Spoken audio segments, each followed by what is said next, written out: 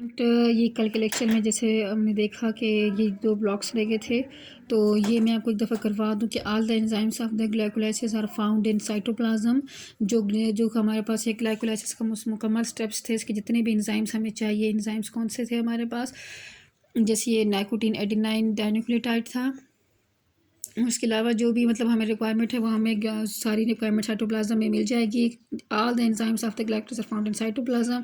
A British biochemist sir Hans Krebs discovered the series of reactions that is why it is called Krebs cycle. ये जो भी Krebs cycle हमने read out किया है, ये जितने भी स्टेप्स डिस्कवर किए हैं, तो ये उनके जिसने डिस्कवर किया उसके नाम से ही इस साइकिल का नाम है। दूसरे स्टूडेंट्स मेन बात ये थी कि इसके बिगनिंग में हमें 2 ATPs चाहिए, लेकिन इसके बाद 4 ATPs ये हमें देगा। इन ग्लाइकोलाइसिस स्टेप में ही हमें 4 ATPs इससे प्रोड्यूस हो जाएंगे, और बाकी आप देख सकते हैं कि इस स्टेप में भी हमारे पास यहाँ पे इसके एक मॉलिक्यूल को जब यूज़ करते हैं तो एक ATP यहाँ से भी बन रहा है, यानी ओवरऑल हमारे पास 4 ATPs बनेंगे इस पूरे स्टेप में।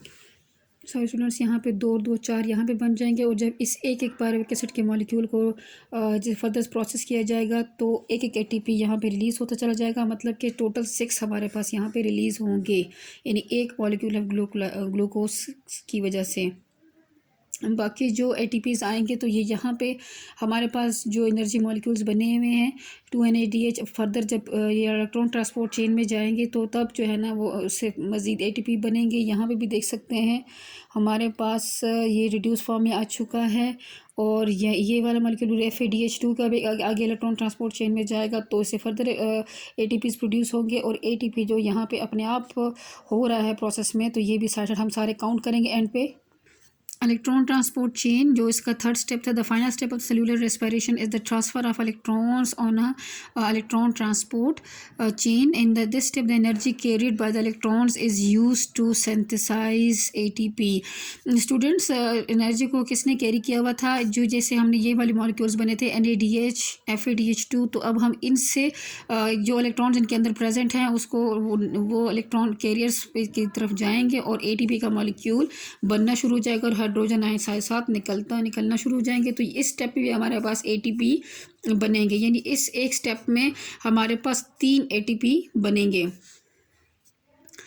In each transport chain NADH and FADH2 releases electrons।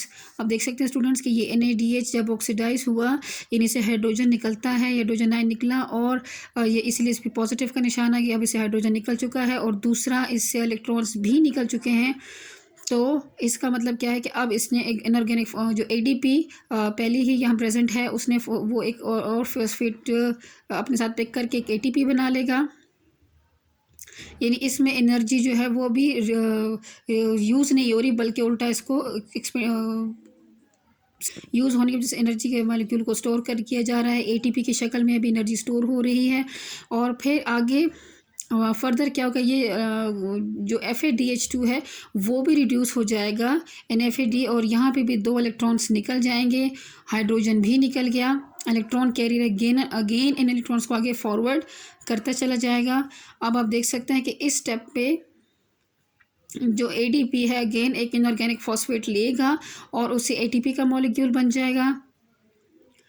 फिर ये इलेक्ट्रॉन्स आगे इलेक्ट्रॉन कैरियर्स में के थ्रू ट्रेवल करता चला जाएगा। जैसे एक सीढ़ी है, उतरते हैं तो बस हर स्टेप पे जो है ना इलेक्ट्रॉन आगे फॉरवर्ड होते जा रहे हैं, और उसके बाद फाइनल स्टेप में आप देख सकते हैं कि यहाँ पे आपके पास इलेक्ट्रॉन कैरियर के 4 मॉलिक्यूल्स अगर काम कर रहे हैं, यानी कि तो फिर इस स्टेप में क्या होगा लास्ट में कि एक ATP दोबारा बन जाएगा, और ये इलेक्ट्रॉन दोबारा से क्या करें कि जो हाइड्रोजन आयन है उसके साथ यानी दोबारा से वो मिलेंगे सब, तो प्रॉपर एक वाटर का मॉलिक्यूल बन जाएगा, और ऑक्सीजन का जो मॉलिक्यूल है वो निकल जाएगा, यानी इसका बाय प्रोडक्ट क्या है, वाटर मॉलिक्यूल एंड ऑक्सीजन।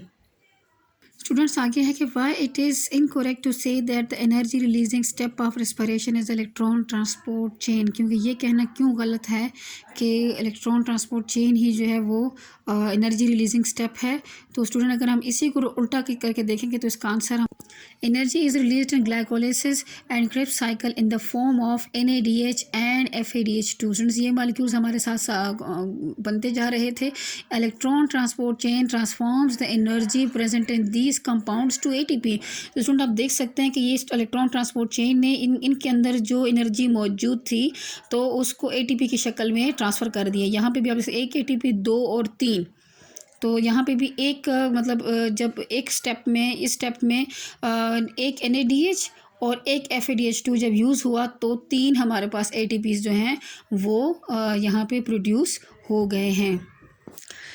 तो एनर्जी बजट ऑफ रेस्पिरेशन क्या है? Each NADH molecule generated in the link step between glycolysis and Krebs cycle and in Krebs cycle produces 3 ATP molecules and electron transport. Electron transport में आप देख सकते हैं कि 3 ATP molecule ही बनते हैं।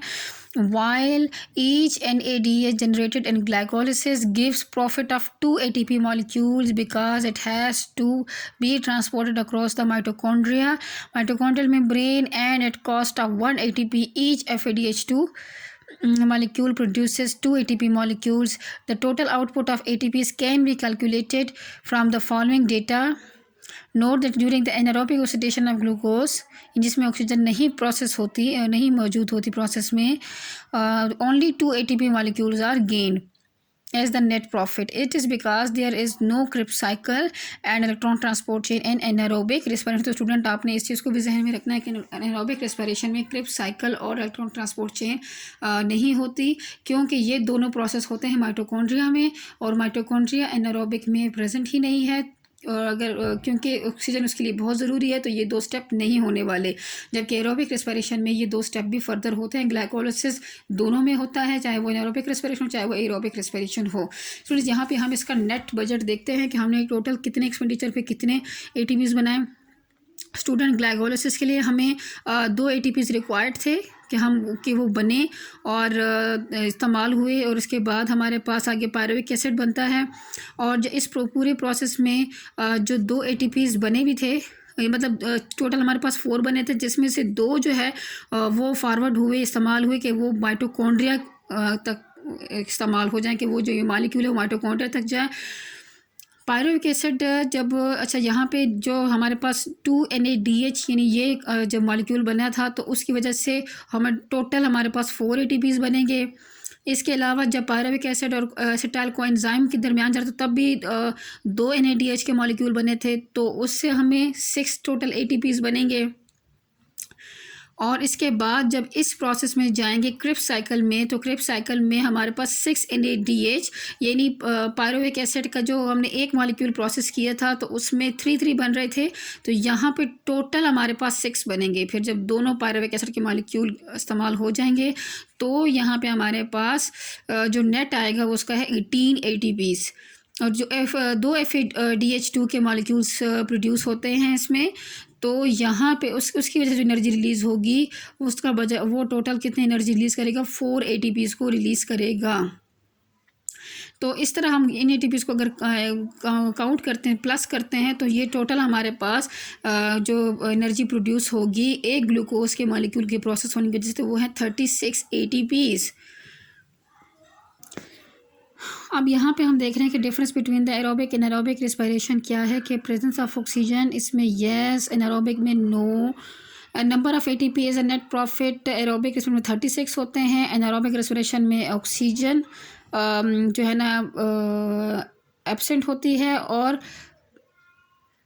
यहाँ पे हमारे पास एनारोबिक रेस्पिरेशन वैसे हमारे पास 2 ATPs ही सिर्फ बाहर निकलते हैं, यानी हमारा जो गेन है, प्रॉफिट है, वो सिर्फ 2 ATP मॉलिक्यूल्स का होता है।